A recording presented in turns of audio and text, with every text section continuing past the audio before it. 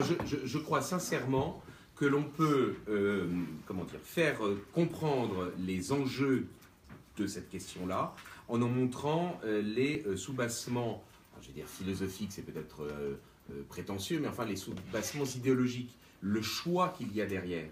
Il me semble que justement le piège du transhumanisme, c'est un peu le même type de piège que la notion de gouvernance. Et on a remplacé la notion de gouvernement, donc de choix politique, de décision, parce que l'on préfère une chose à une autre, par l'idée de la gouvernance, qui est l'idée que la solution s'imposerait par elle-même parce qu'elle serait scientifiquement, en particulier économiquement, utilitairement, je dirais, la meilleure. Bon, eh bien, le transhumanisme, on est confronté, me semble-t-il, au même type de problème. C'est-à-dire que le transhumanisme tente, je dirais, de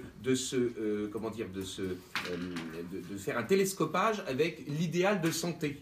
Et donc, en fait, on apparaît inéluctablement comme un rétrograde. Bon, je dois dire que psychologiquement parlant, personnellement, ça ne me dérange pas trop de passer pour un rétrograde. Mais du point de vue de l'efficacité, qui est votre question, on apparaît comme étant, il faut l'aborder, évidemment, on apparaît inéluctablement comme étant, je dirais, rétrograde, parce que dans le fond, on est confronté au chantage qui est de dire, puisque l'on guérit l'homme, puisqu'on utilise des appareillages, des prothèses du genou, je ne sais quoi, d'autres appareils pour pouvoir, je dirais, réparer l'homme ou guérir l'homme, eh bien, dans le fond, il n'y a pas de raison qu'on n'essaye pas de l'améliorer, qu'on n'essaye pas de l'augmenter. Or, c'est là, me semble-t-il, qu'il y a véritablement un hiatus. C'est là qu'il y a, une manipulation. C'est cette volonté de prétendre que la science serait inéluctablement au service d'une modification, c'est ce que Jean-Marie Leméné vient de dire,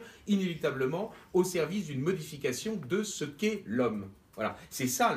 En fait, la science, ici, les technologies sont le cheval de Troie d'une idéologie. Et cette idéologie, c'est l'idéologie, alors ça, je peux peut-être le développer si vous le voulez, c'est l'idéologie progressiste et c'est l'idéologie constructiviste.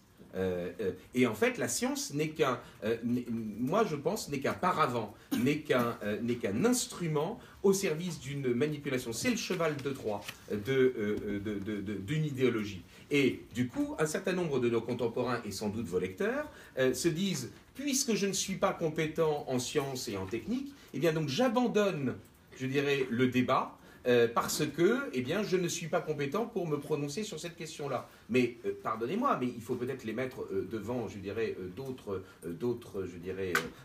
réalités. Ce n'est pas parce qu'on ne sait pas comment fonctionne une centrale nucléaire qu'on ne peut pas avoir effectivement, que l'on ne peut pas faire un choix politique à propos de l'énergie nucléaire. Parce que sinon, ça voudrait dire que dans le fond, on se rend à l'argument qui est de dire, puisqu'un homme n'accouche pas, il n'a donc rien à dire à propos de la conception des enfants. Ça revient à ça. C'est un peu ce qu'on dit d'ailleurs. C'est un peu ce qu'on dit. C'est justement cela qu'il faut, c'est justement cela, me semble-t-il, qu'il faut combattre et faire comprendre effectivement à vos lecteurs que derrière quelque chose qui a l'air, qui est, semble-t-il, quand même compliqué d'un point de vue technique, il y a en fait un choix politique. Je vous dirais que je suis, pour ma part, confronté au même type, je dirais, d'exaspération avec ce genre de questions qu'avec, je dirais, l'utilisation du terme gouvernance, qui s'est répandu, qui s'est généralisé et qui fait que, dans le fond, les techniciens de la politique, l'énarchie, pour dire les choses rapidement, impose, je dirais, des solutions en empêchant qu'il y ait un choix politique. Alors, quel est le choix politique derrière le transhumanisme ? C'est la question, effectivement, de l'idéologie qui est derrière, c'est-à-dire une idéologie constructiviste et une idéologie progressiste.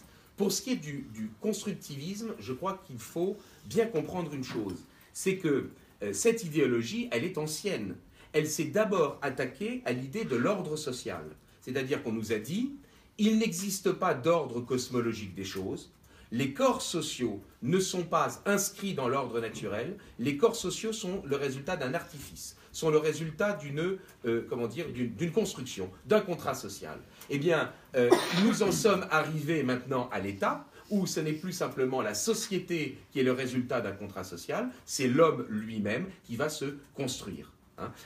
Jusqu'à présent, alors je ne vais pas développer parce que ce n'est pas le sujet aujourd'hui, mais vous savez qu'on a, évidemment, l'artefact, si j'ose dire, la matrice, enfin l'élément essentiel pour pouvoir concevoir le contractualisme social, c'est les droits de l'homme. Hein. C'est l'idée que tous les hommes, en tant qu'ils sont des hommes, ont des droits attributs de leur humanité, et donc c'est le seul élément qu'ils possèdent tous suffisamment en commun qu'ils vont pouvoir justement mettre en commun, soit de manière totale les socialistes, soit de manière partielle les libéraux, pour pouvoir faire le contrat social. Bon, ces droits de l'homme, ils ont connu plusieurs générations. On a ce qu'on appelle les droits de liberté, donc les droits opposables à l'État, les droits créants, c'est-à-dire les droits exigibles de l'État. On a eu la troisième génération avec l'écologie, c'est-à-dire les droits solidarité, et il me semble qu'on a maintenant en formation, ça n'est pas encore affiché officiellement, mais c'est en doctrine, et puis c'est présent quand même dans une certaine jurisprudence, on a une quatrième génération des droits de l'homme, c'est-à-dire des droits de l'homme sans homme.